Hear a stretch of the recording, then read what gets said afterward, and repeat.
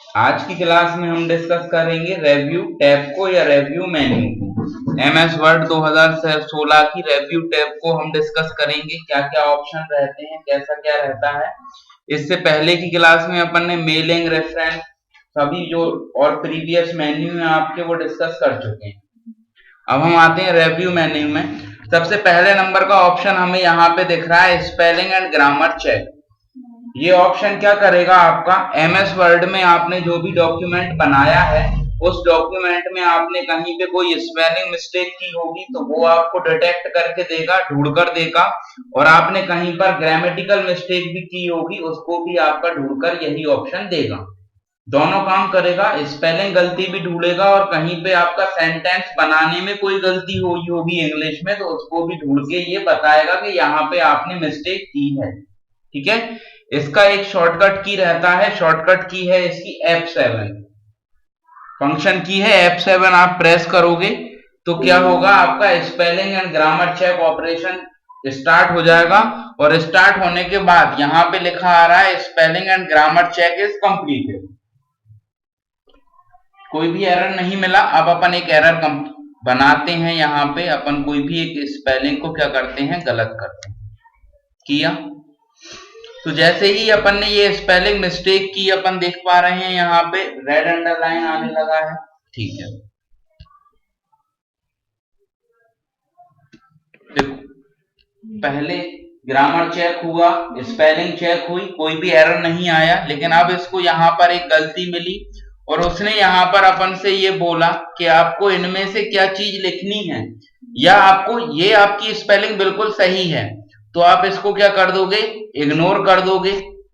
और अगर आपको चेंज करना है तो चेंज कर दोगे। अगर आप चाहते हो कि भविष्य में कभी इस वर्ड से संबंधित स्पेलिंग गलती ना बताए, जैसे आप किसी का भी नाम लिखोगे तो हमेशा नीचे रेड अंडरलाइन आएगा। क्यों? क्योंकि रेड नाम आपका जो रहता है इसकी डिक्शनरी में सेव तो नहीं है।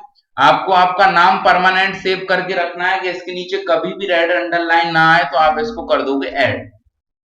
लेकिन अपन को चेंज करना है, अपन को वापस से ही पॉइंट करना है तो हम इसको क्या कर देंगे, चेंज कर देंगे। और चेंज करने के बाद आप देख पा रहे हो आपकी स्पेलिंग एंड ग्रामर चेक क्या हो गई, कंप्लीट हो गई।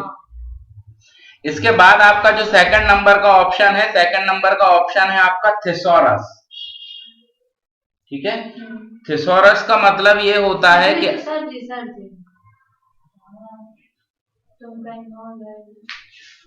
एमएस वर्ड 2007 की विंडो ओपन ना करके एमएस वर्ड 2016 की विंडो ओपन करनी है।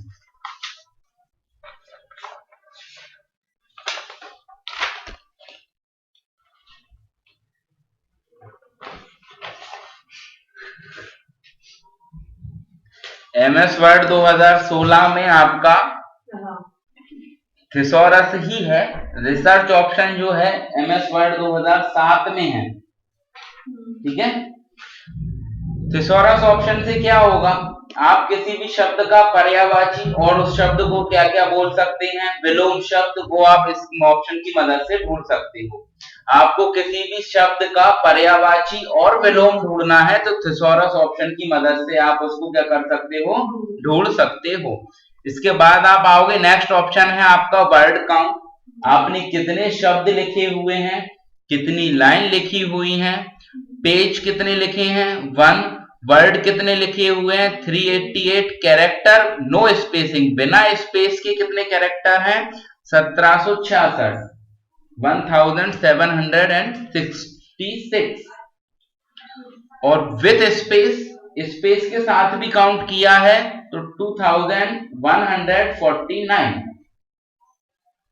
लाइन कितनी है, पैराग्राफ कितने हैं, पैराग्राफ 5 है, लाइन आपकी 27 है या 27 है। तो अब वर्ड काउंट में क्या आएगा, आपने कितने शब्द लिखे हैं, क्या क्या लिखा है, मात्र वो चीज आएगी। इसके बाद हम आते हैं स्मार्ट लुकअप।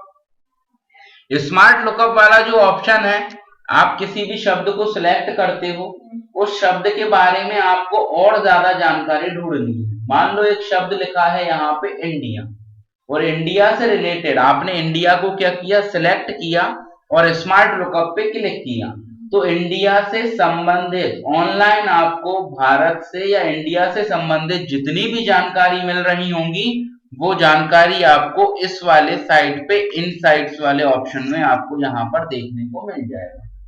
पर इस ऑप्शन के लिए आपका जो सिस्टम है वो किससे कनेक्टेड होना चाहिए, नेटवर्क से कनेक्टेड होना चाहिए या इंटरनेट से कनेक्ट होना चाहिए। इसके बाद हम नेक्स्ट ऑप्शन पे आएंगे, ट्रांसलेट। हमारा जो ये डॉक्यूमेंट है इंग्लिश में लिखा है, हमें फ्रेंच में कन्वर्ट करना है, जापानीज में कन्वर्ट करना है, मतलब हमें अपने डॉक्यूमेंट को किसी दूसरी भाषा में ट्रांसलेट करना है या कन्वर्ट करना है, तो हम ट्रांसलेट वाले ऑप्शन पे जाएंगे। लैंग्वेज, मेरा ये जो डॉक्यूमेंट मैंने लिखा है वो किस भाषा में लिखा है, इंग्लिश में लिखा है, हिंदी में लिखा है, तमिल में लिखा है, मराठी में लिखा है, जिस भी भाषा में लिखा होगा उस भाषा को मैं क्या करूंगा, यहाँ पर सेट करूंगा। प्रेफर्ड लैंग्वेज आपकी कौन सी है वो सब आप यहाँ पे क्या कर लोगे, सेट कर लोगे। नेक्स्ट ऑप्शन आते हैं न्यू कमेंट। आपको किसी शब्द के बारे में और अत्यधिक जानकारी डालनी है, शब्द को करोगे सिलेक्ट करने के बाद आप न्यू कमेंट वाले ऑप्शन पर क्लिक करोगे। अब आप क्या है यहाँ पर और अत्यधिक जानकारी आपको जो भी लिखनी है वो जानकारी आप यहाँ पर लिख सकते हो। ठीक, ये ऑप्शन यहाँ पे आ रहा है, ये कमेंट वाला ऑप्शन है। सी कमेंट्स पे क्लिक करोगे आप तो आपने जो कमेंट डाली है वो आप देख सकते हो। कमेंट को डिलीट करना था तो डिलीट, प्रीवियस इससे पहले कोई कमेंट है क्या, नेक्स्ट इसके बाद कोई कमेंट है क्या, ना इससे पहले थी ना बाद में थी, इसलिए दोनों बार उसने यही कमेंट दिखा दिया। इसके बाद आते हैं शो कमेंट, कमेंट दिखाने के लिए है। इंक कमेंट, मुझे कीबोर्ड की मदद से कुछ भी नहीं लिखना है, मुझे माउस की मदद से या डिजिटल पेन की मदद से जो भी लिखना है मैं इस एरिया में यहाँ पर लिख सकता हूँ। इरेज करना है, इरेजर का यूज भी कर सकता हूं मैं यहाँ पर।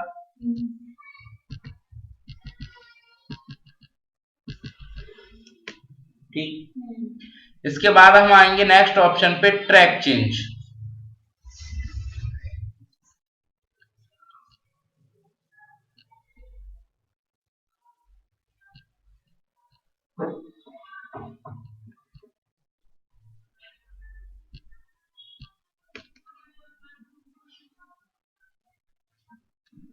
सिस्टम रिस्पॉन्स नहीं कर रहा है।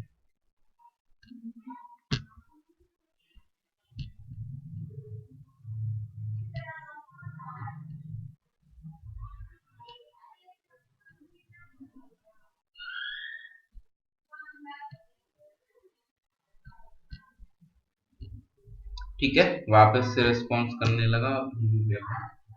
ठीक, नेक्स्ट ऑप्शन है हमारा ट्रैक चेंज का। आपने कोई एक डॉक्यूमेंट बनाया, किसी दूसरे व्यक्ति को आपने फॉरवर्ड कर दिया, उस व्यक्ति ने उस डॉक्यूमेंट में जहां जहां उसको लगा या जहां जहां उसको समझ में आ रहा था कि यहाँ यहाँ मुझे चेंज करना है, उसने चेंज करके वापस से आपको फॉरवर्ड कर दिया, और उस व्यक्ति ने ये नहीं बताया कहाँ चेंज किया, उसने ये बोल दिया आपसे मैंने डॉक्यूमेंट में चेंज कर दिया है, देख लेना।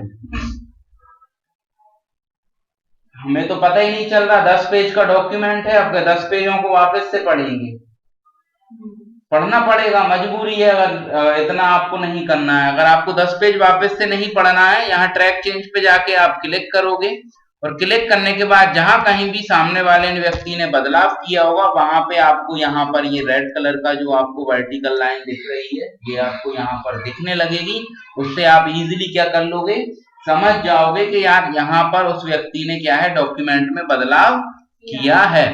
अब आपको ये जो वर्ड है इसका जो बदलाव था स्वीकार करना है, एक्सेप्ट करना है, तो आप क्या कर लोगे, इसको एक्सेप्ट कर लोगे। यहाँ ये वर्टिकल रेड लाइन थी वो हट गई, और अगर आप इसको रिजेक्ट कर देते तो ये जो आपने बदलाव किया था सामने वाले व्यक्ति ने, वो बदलाव क्या हो जाएगा, आपके डॉक्यूमेंट से बिल्कुल ही हट जाएगा। शो मार्कअप, शो मार्कअप में आपको कमेंट वाला पार्ट देखना है तो आप यहाँ पे टिक रखोगे, नहीं तो आप हटा दोगे, कमेंट वाला पार्ट चला गया। ऐसे ही आपको हेडर देखना है, फुटर देखना है तो दिखेंगे, टिक हटा दोगे तो वो चीज यहाँ से हट जाएगी।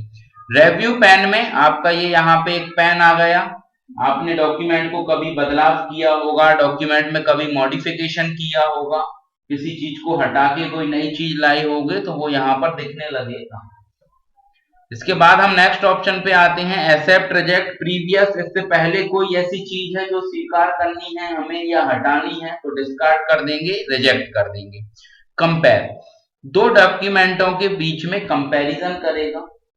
मान लीजिए आपने एक डॉक्यूमेंट बनाया, उस डॉक्यूमेंट की साइज थी 4 पेज, तो वो तो ओरिजिनल डॉक्यूमेंट हो गया।